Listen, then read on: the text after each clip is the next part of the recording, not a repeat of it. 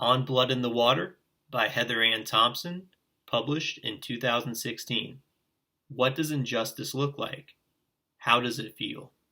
Heather Ann Thompson is a historian and university professor who has written 3 books covering protests against racism in America. Her 3rd book won the Pulitzer Prize for chronicling the Attica Prison Uprising of 1971 and its legacy. It's 1971, just after the civil rights movement of the 1950s and 1960s. People are angry, including those who live and work in America's prisons. It's already tense at a New York State prison when stupidity and systemic error allows a little fear to trigger a cascade of violence. Thompson gives comprehensive context to those traumatic days in 1971. Some seek a peaceful resolution, but 43 people are killed, 4 by inmates and 39 by police. Over 100 of the 1,300 inmates are wounded. Some sought permanent injunctive relief, but the court refused to extend the rights of citizens to criminals. The Department of Justice did grant an order permitting the action to be maintained as a class suit on behalf of all inmates. Inmates of Attica Facility versus Rockefeller is elevated where the Department of Justice denies the inmate's application for preliminary injunction against alleged violations of constitutional rights, insofar as the complaint sought permanent injunctive relief. A class action lawsuit is filed in 1975 and settled 25 years later for $12 million.